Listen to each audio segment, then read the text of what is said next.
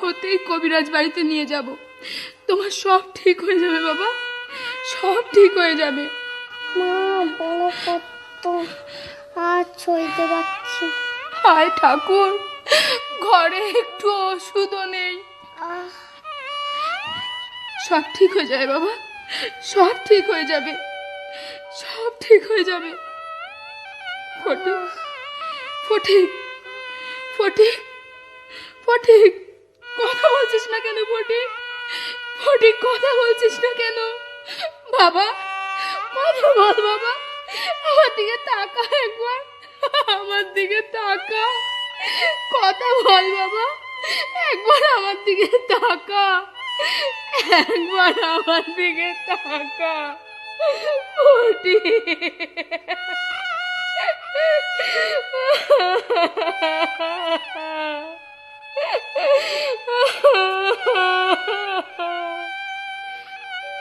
সেদিন যদি কটা টাকা দিতে, তাহলে আমার মালিক আমার থেকে হারিয়ে যেত না।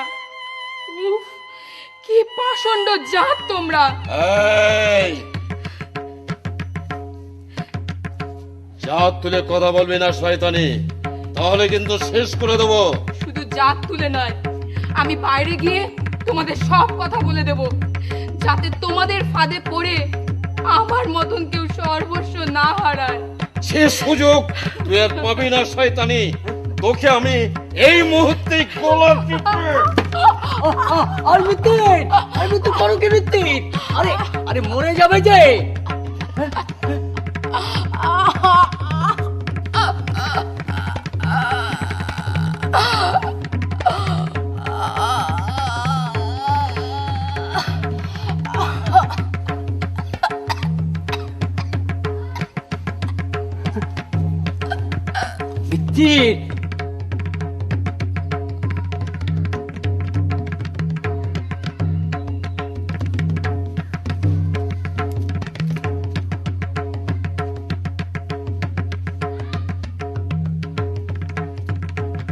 মরে গেল নাকি?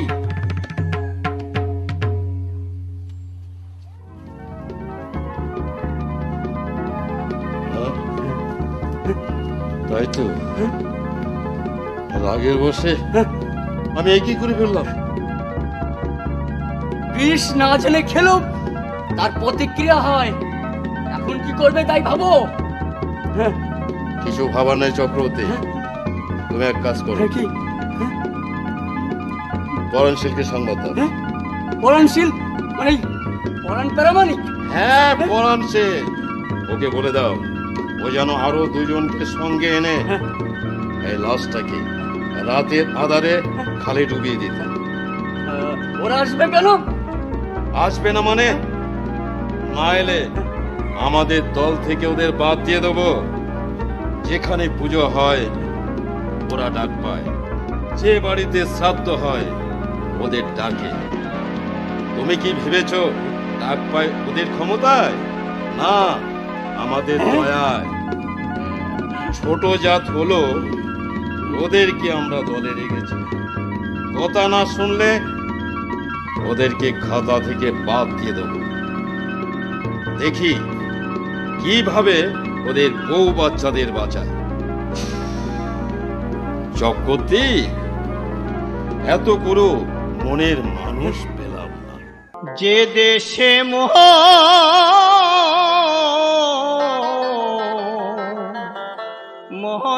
মোহনের মানুষ,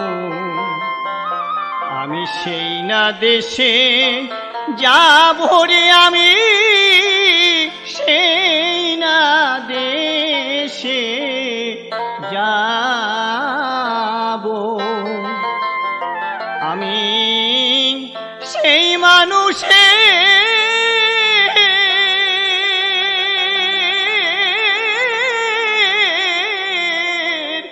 সঙ্গ নিয়া রে, ওই আমার পিতাব জ্বালা জুড়াইব, সেই না দেশে যাব।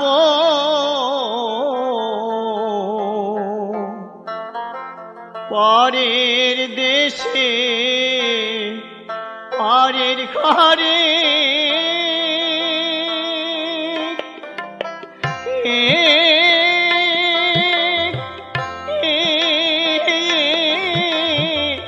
পরের ঘরে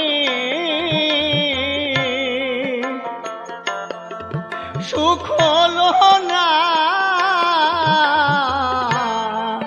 বসত করে, বুঝলো নায়া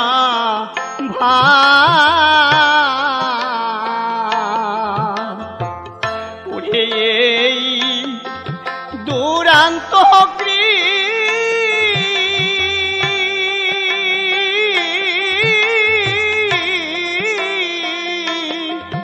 তান্তের দেশে রে উড়ে আমি কি সুখে বাসত করিব, সেই না দেশে যাব যে দেশে মোর মোহনের মানুষ।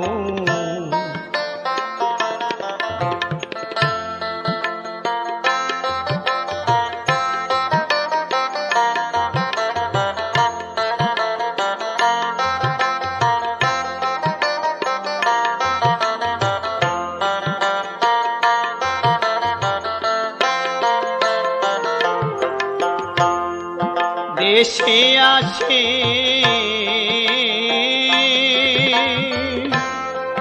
ছয়জন বাদী,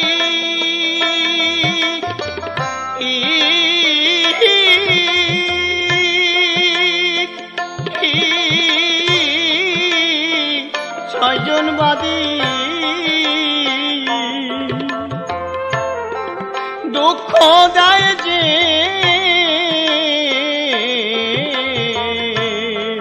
নিরবধি,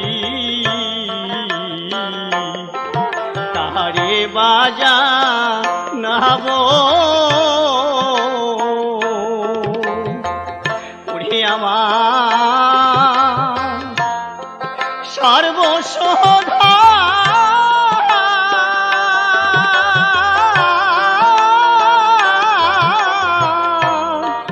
করলো হরণ রে, ওরে আমি কি ধরনের দেশে রব, সেই না দেশে যাব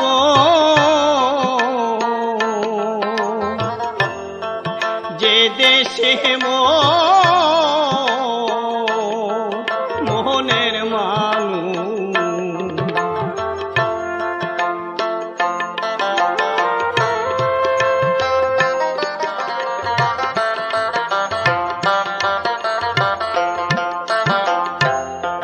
তারক চাঁদে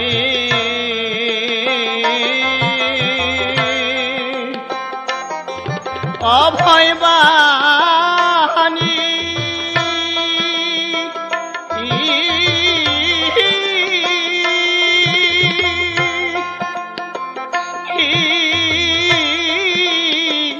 অভয় বাণী শোন বলি ওয়সিনী, আয় তোরে দে খেয়ে দেব ও তোর মনের মানুষ,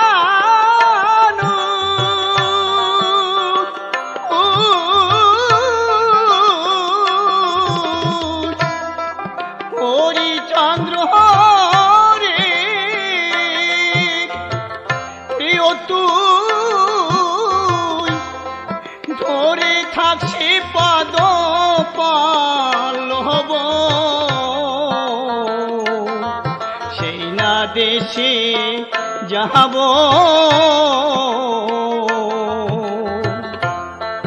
যে দেশে মোর মনের মানুষ সেই না দেশে যাব, সেই না দেশে যাব।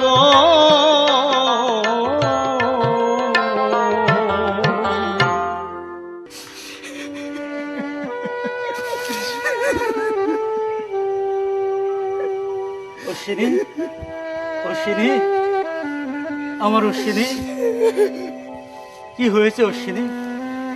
কি হয়েছে তোর? এরকম করছিস কেন? এরকম করছিস কেন? শশীবাবু আমার চিনতে পারেনি। কি বলছিস তুই? শশীবাবু এমন আচরণ করবে এটা আমরা ভাবতেও পারি না। শশীবাবু আমাদের গর্ব, আমাদের ভবিষ্যৎ, তাকে নিয়ে কত আশা, কত ভরসা। সমস্তটাই নিরাশা আর সমস্তটাই হতাশা। এটাই হয় গায়েন মশাই। আমাদের লোক যদি আমাদের কথা ভাবতো তাহলে এত করেও ঠাকুরকে অন্তত অন্তত চোখের জলে ভাসতে হতো না। এ জাতের এটাই বিশেষত্ব গণেশ। তোমাদের শশীবাবু এখন সাব রেজিস্ট্রার, দেশের 10 জনে তাকে চিনছে, মানছে। সে আর তোমাদের কথা মনে রাখবে কেন বলো? তোমাদের কথা মনে রাখলে, তোমাদের চিনলে সে বাবুর মান যাবে না? শুধু তাই নয় বাবা, সারাটা রাত দোরগোড়ায় শুয়ে মশার মধ্যে। চুপ কর অশ্বিনী, তুই চুপ কর। না না, চুপ শশীবাবু, শশীবাবু আমায় সত্যি সত্যি চিনতে পারেনি। চুপ কর, চুপ কর অশ্বিনী। শশীবাবুর কোনো দোষ নেই, সব দোষ এই পোড়াওয়া বৃষ্টি। অশ্বিনী, অভাগা যেদিকে চাই। অশ্বিনী, চুপ কর। সাগর চুপ কর, চুপ কর অশ্বিনী। যাস নে, যাস নে অশ্বিনী, শোন, যাস নে।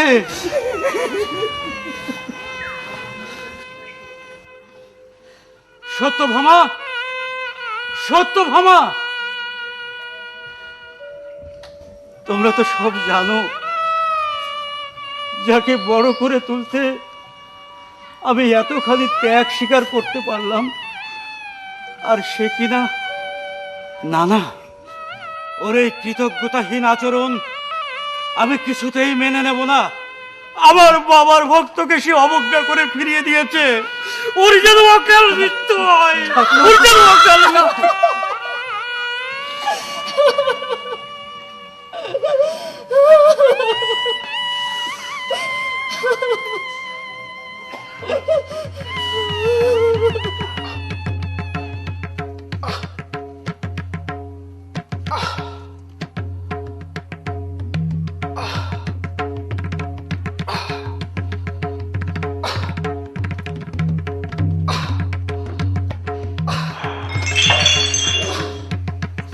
কি হলো শশীবাবু?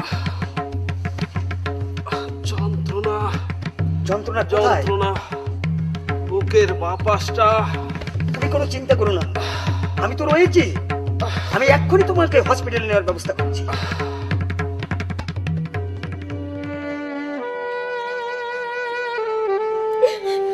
কি বললে? ওগো, এ তুমি কি বললে? মুখ দিয়ে অভিশাপের বাণী কেন কেন তুমি উচ্চারণ করলে? কোন পিতা তার সন্তানকে অভিশাপ দিতে চায় না সত্যভামা, কিন্তু সন্তানের আচরণে পিতার বক্ষ যখন বিদীর্ণ হয়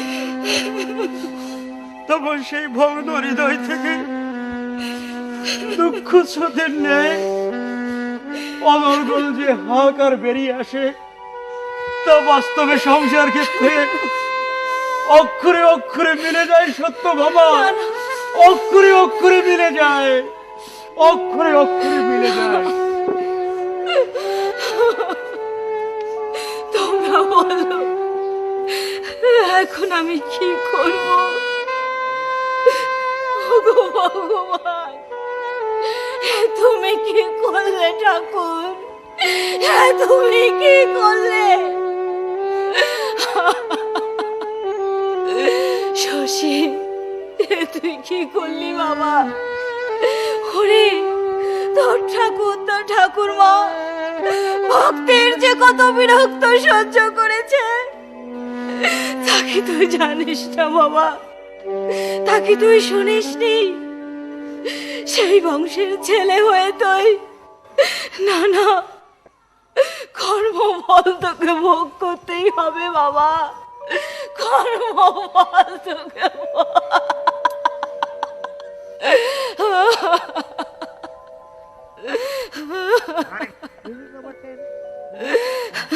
অবশ্যই তোমাদের কর্মফল ভোগ করতে হবে। যে কর্ম তোমরা করেছো তা যে কত বড় অমানবিক তা তোমরা বুঝতে পারছো না। খুব পেরেছি বাবা নির্মল, খুব পেরেছি। আমাদের বাঁচাও বাবা, তুমি আমাদের বাঁচাও। লোকে দেখলে আমাদের তাড়া করে, তাই তো কালো কাপড় মুড়ি দিয়ে থাকি। ছি ছি ছি ছি ছি ছি, তোমরা ব্রাহ্মণ জাতির কলঙ্ক। আমাদের পূর্বপুরুষেরা বলেছেন বর্ণ শ্রেষ্ঠ ব্রাহ্মণ। আর তোমরা এমন কর্ম করেছো তাতে আগামীতে সাধারণ মানুষ তোমাদের দেখে ঘৃণায় মুখ ফিরিয়ে নেবে। তোমাদের শাস্তি পাওয়াই উচিত। ঠিক বলেছেন দাদা, ওদের এমন শাস্তি পাওয়া উচিত যা দেখে সকলে বুঝতে পারে দুষ্কর্ম করে কেউ নিস্তার পায় না। তুমি কে? আমার নাম গীতালি। গীতালি? হ্যাঁ, আমি তোমার নাম শুনেছি। তুমি তো গুরুচাঁদ ঠাকুরের আদর্শে অনুপ্রাণিত নিষ্পেষিত এই সমাজের প্রতিপক্ষ যোদ্ধানী। ভালো, খুব ভালো। যারা অকারণে এই সমাজকে বিষিয়ে দিতে চায় তাদের বিরুদ্ধে আন্দোলন করাই তো বড় কাজ। আমরা সেই আন্দোলনে নেমেছি দাদা, এই আন্দোলন আমরা সার্থক করবই। খুব ভালো লাগছে আপনার কথা শুনে। দাদা, আপনি আসুন না আমাদের সঙ্গে। যারা আর্ত, যারা দুঃখী, যারা জীবনে শুধু দিয়েছে পাইনি কিছু, সেই সব নিষ্পেষিত বঞ্চিত মানুষের জন্য আমরা কিছু করি। আপনি আসুন না আমাদের সঙ্গে। আজকাল তো আমি আর কোথাও বেরোই না। আর এইসব ব্রাহ্মণের কারণে লজ্জায় নির্মল চক্রবর্তী গৃহকোণে মুখ লুকিয়ে রাখে। নিঃসঙ্গতাই যে আমার প্রিয় সঙ্গী। আপনাকে একটা প্রণাম করব দাদা। ওঠো ওঠো ওঠো ওঠো ওঠো ওঠো ওঠো। থাক থাক থাক থাক থাক। তোমরা দীর্ঘজীবী হও, তোমাদের আন্দোলন দীর্ঘজীবী হোক, তোমরা জয়ী হও। কিন্তু এত করেও তোমরা প্রচারের আলোয় আসতে পারবে না। এমনকি ওই যে তোমাদের গুরুচাঁদ ঠাকুর, তিনিও পারবেন না। কেন দাদা? কারণ কারণ যারা প্রচারক, যারা ঐতিহাসিক, যারা কিছু লেখে, তারা প্রায় সকলেই জাতি, ধর্ম, বর্ণ বিদ্বেষী। তারা তোমাদের এই মহতি কর্মকে কোনোদিনই ওপরে তুলতে দেবে না। কারণ কারণ তারা যে বড় স্বার্থান্বেষী। স্বার্থান্বেষী কে নয় বলুন তো মহাত্মাজি? দেশের স্বার্থে, জাতির স্বার্থে আমাদের যে সংগ্রাম, তা হার্ড অ্যান্ড সোল সকলেই মেনে নিচ্ছে। শিরেনবাবু, দেশের অবস্থা ভীষণ খারাপ। ব্রিটিশ বিরুদ্ধে কথা বলার পালা শুরু হয়েছে। এখন আমাদের প্রয়োজন লোকবল। সার্টেনলি স্বদেশী আন্দোলনে চাই নিঃস্বার্থ যোদ্ধা, আত্মত্যাগী দেশপ্রেমিক। মহাত্মাজি, আমাদের একটা কাজ করলে হয় না? বলুন। ওরাকান্দে একটা চিঠি পাঠালে হয় না? গুরুচাঁদ ঠাকুরকে? হ্যাঁ, তিনি হাজার হাজার মানুষের নেতা। তিনি যদি আমাদের সঙ্গে আসেন, আমাদের স্বদেশী আন্দোলনের জয় অবশ্যই হবে। আপনি গুরুচাঁদ ঠাকুরকে একটা পত্র লিখে দিন না। বেশ, দিচ্ছি। আপনিও একটা পত্র লিখুন যাতে গুরুচাঁদ ঠাকুরের দলবল নিয়ে স্বদেশ আন্দোলনে যোগ দেন। ওদের লোক এগিয়ে এলে আন্দোলনে জেগে উঠবেই।